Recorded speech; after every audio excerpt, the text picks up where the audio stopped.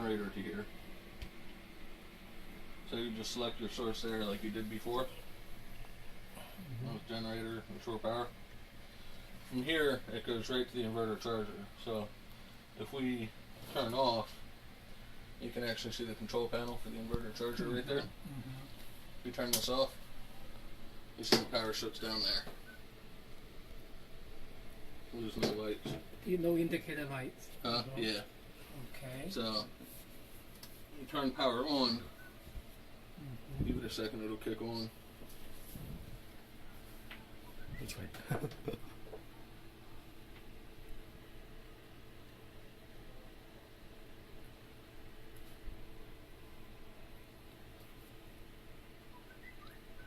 Right, yeah.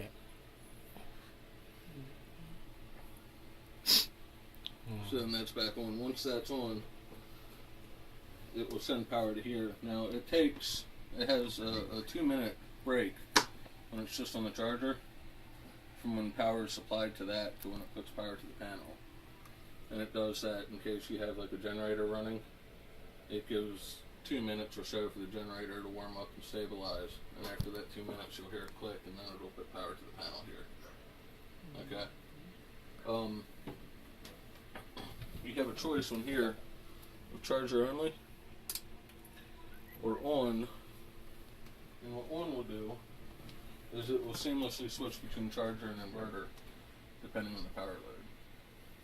So if you have it on the on mode and you have shore power connected, the shore power will pass through to the panel. But then as soon as shore power is disconnected, it'll automatically switch over to inverter and start powering the panel off the inverter. And then when you switch the shore power back on, it'll switch back into charger mode. So you don't have to turn the charger off and then disconnect the shore power, and then if you want power, turn the inverter on. It'll automatically switch back and forth. If it senses power getting to it, it'll be in charger mode. If it doesn't sense power, it'll switch over to inverter. I recommend leaving it in charger only mode, and that when you're not using it, yeah, you can switch it back. Because that way, if you're not using it and you're off the boat and the dock power goes down, it's not automatically going to inverter. It'll just shut AC power down. That's me on the stove. On the panel here, you have two different buses now. This is controlled by inverter AC bus, this bottom switch. This is controlled by AC bus 1, this top switch. So, if you want to power your air conditioning or your water heater, put that on. If you want to power any of these, which are your outlets and your SATCOM, you can switch that on. This right here shows power for the inverter bus, and it also shows how many amps you're drawing. So switch the satellite on. Drawing 0.16 amps, that's actually the satellite. That's just frequency. You can see the hertz is lit up right there. And that's watts. But when you switch the inverter AC bus off, that turns off. So that way if you're just powered off the inverter, you have no shore power. You can see, if you want to switch that back to inverter or on. This one? Yeah. Okay, we're in on mode now. Now,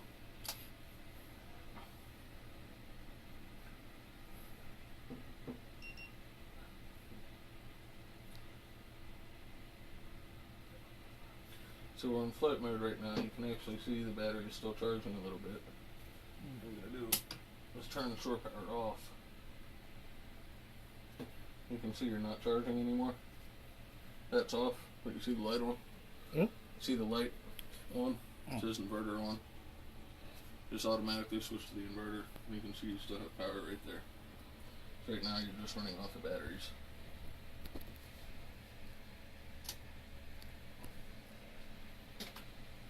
switch that on in a couple seconds. You'll see that switch.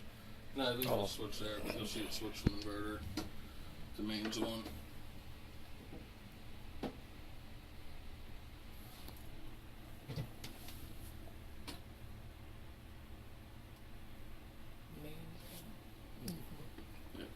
So, this voltage gauge will also give you amps also.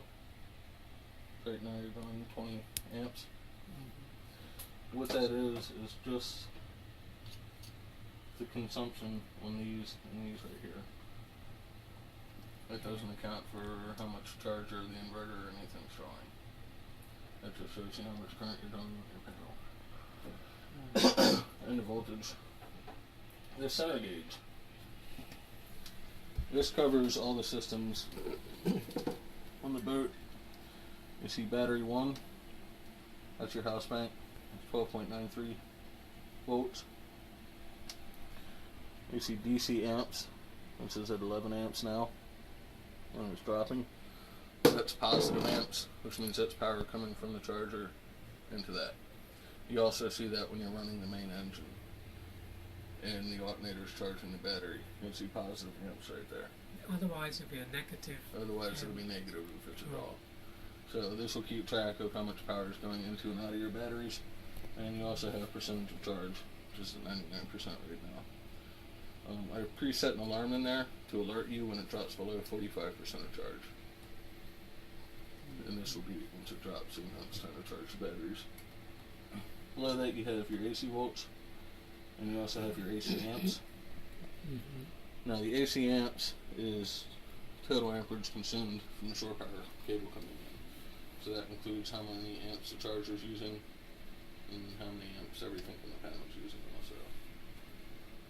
And you can scroll through the different pages.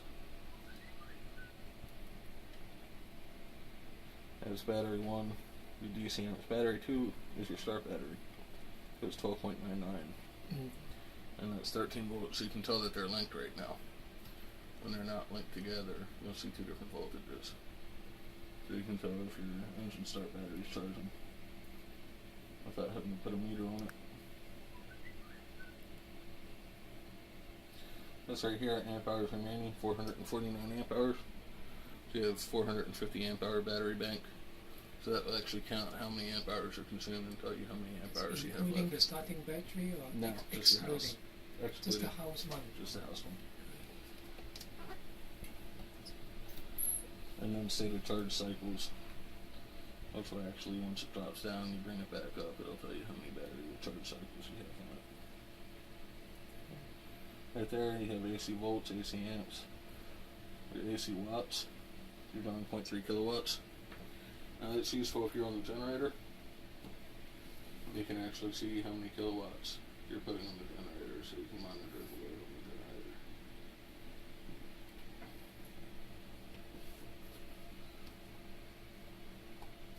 The tank gauge is not set up on there because we still have that tank gauge right there.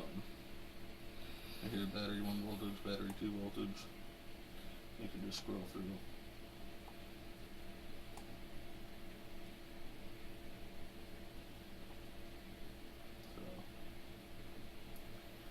And back to the main screen. So that'll keep track of all the power. These are just to keep track of power consumed from the panel and also power consumed from the inverter. The two outer gauges. Is the page that shows the 4 batteries, it means that it's possible to connect up to 4 banks, but we're only using 2, is that right? Only 2 are meaningful. This one right here? Yeah. Well, it's actually doubled up. You have your bank 1, your house bank, and then bank 2 is your start bank. Bank 1, bank 2. Oh, it's a But repeat. you can add, tanks. If you have your tank level up there, you could put your house battery in tank 1, tank 2, and tank 3. So you can monitor your tank levels and how much you have in the house if the tanks were attached to that. So, I know it's up to you guys or Thomas if you want to have that switched over at a later date. So,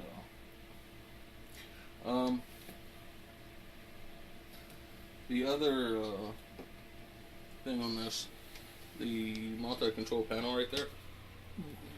You see it has a knob, and it says 32 right now. It's 32 amps input, and you can control the knob to adjust how many amps capacity you have for your input. Your generator can put out about 13 amps or 14 amps. So when you're running off the generator, turn that knob down to 14. And what that will do is if you have any AC consumers that are drawing more power than the generator can provide, the inverter will kick in and support the generator. So say you temporarily need 16 or 17 amps AC power, it'll use the generator for 14 amps, and then it will use the inverter to provide the additional 3 amps. Once that load drops, the inverter will cut back off. The other thing it does is it keeps track of charging the batteries. So if you're charging the batteries, you know, you're just going out for a sail and you come back or whatever, you're on anchor, and you know the batteries are depleted, the inverter charger can be drawing, 7 or 8 amps to charge the batteries. But you want to run both air conditioning systems off the generator and turn on the water heater for a shower too. Well, at that point, the air conditioning and the water heater plus the charger will exceed the 14 amps that you have set on there. So it will actually taper off the charging. So it'll allow you to use the air conditioners and the water heater and everything. And then it'll say, well, this takes 10 amps to power these things, and we only have 14 amps available, so it'll take that extra 4 amps and direct it to charging. And then the water heater kicks off, and then you have another 3 amps available. It'll take the 3 amps and add it to the charging too. So you don't have to constantly turn the air conditioner off until the batteries are charged or anything like that. All you have to do is when you're running off the generator, set that to 14 amps. Then the system will figure everything out for itself. This must be done manually each time. The setting, just turn the knob. And then when you're on shore power, 32 amps. And on shore power, we set it to 30. 32 amps, or 32. whatever your amp capacity is. So you have your shore power hookup here is 32 amps. This size cable, so leave it right there. But if you're visiting, another dock that only has 16 amp service, then set it to 16 amps. So you just set it to whatever service you have. And the inverter charger will figure out the rest. What if I forget to turn the knob, to change the, just let's say just a little bit 32 amps, what will happen if when you're running off the generator, it will overload the generator. So, if you're careful about it, it's no different. Leaving it on 32 amps is no different than the way that the system was before.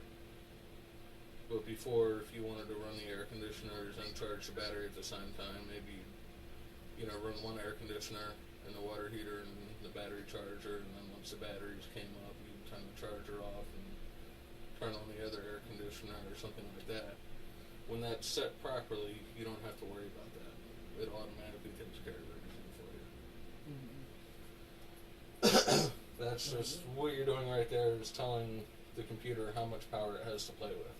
And once it knows that, then it will sort out where the power goes and how much extra it has or whether it needs to provide more power.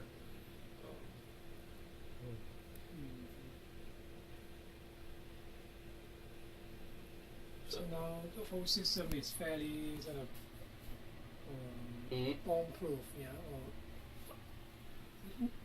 you can't really make a mistake or foolproof.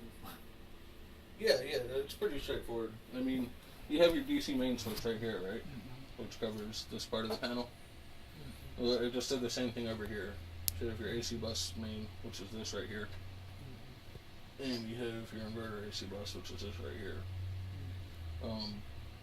And then of course your 2 inputs for a power generator. The reason these are separated the way they are and they're rearranged is each one of these are outlets, and then you have a SATCOM. All of those can be powered off the inverter. These cannot. Too big. Yeah, so power. they're on a separate bus. Now they're all coming from the inverter charger, but the inverter charger has two outputs. The one output can work just off the batteries. The other output, these right here, as soon as you shut power down to it, it will cut power to those, so they can't be run off the inverter.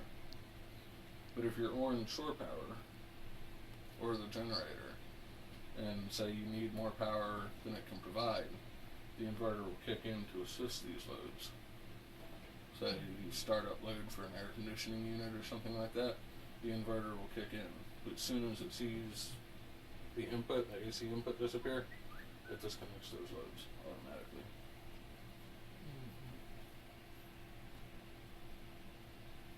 So right now this cannot be powered by the inverter alone.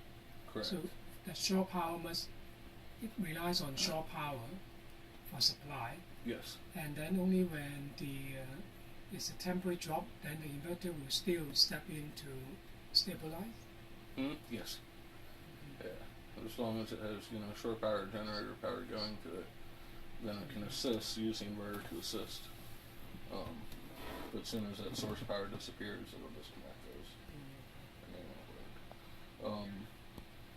All of that can be shut down by turning that off. That switch that has on is to the left, off is in the middle, and charger only is to the right.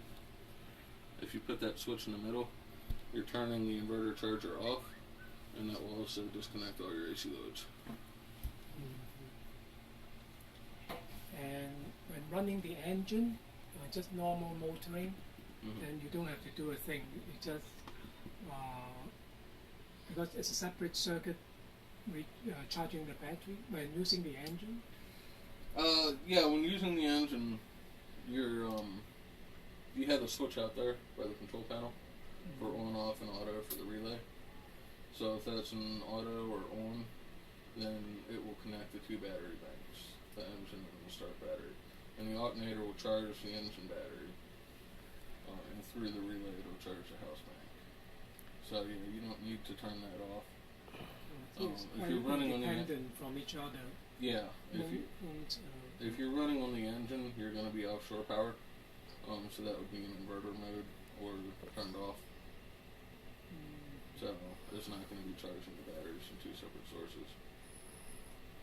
And is wise to disconnect the shore power before you even run the engine, or it doesn't matter really? It doesn't really matter. Because what's going to happen is it's going to sense current going into it. So once it senses that, then the charger will taper off or the alternator. Very good. Thank you. Yep.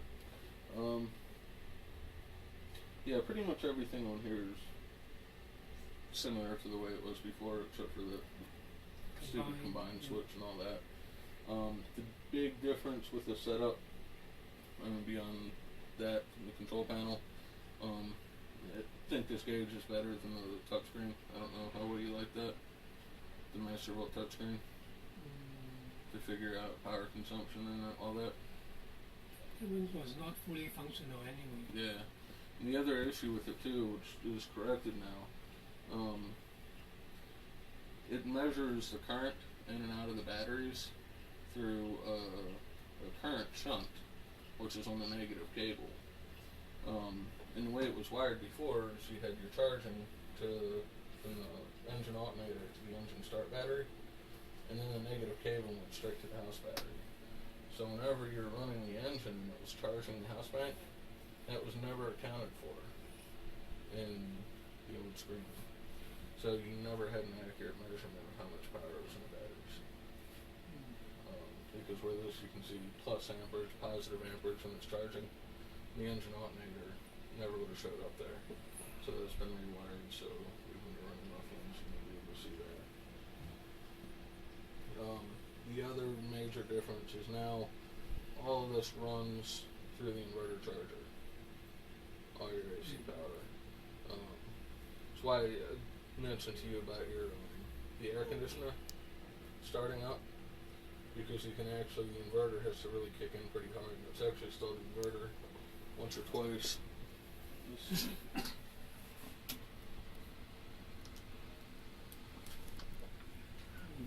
You'll be able to hear it when it kicks in. Yeah.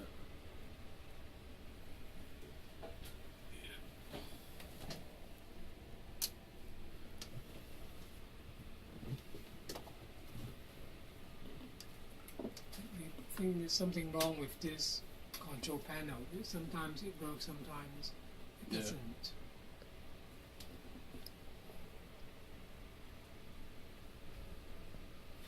It's a 50-50 shot whether or not the air conditioner will start up because of that. Sometimes it starts it smooth.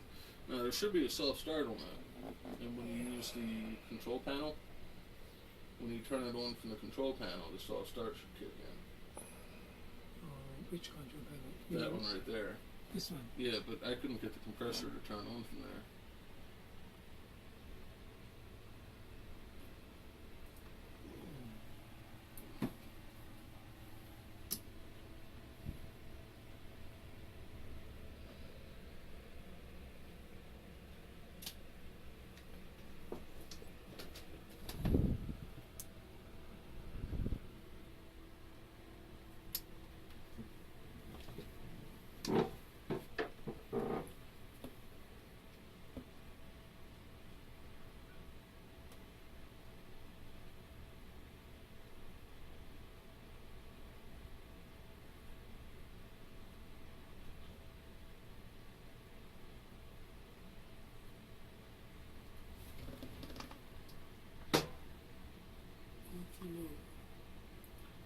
It's still on overload.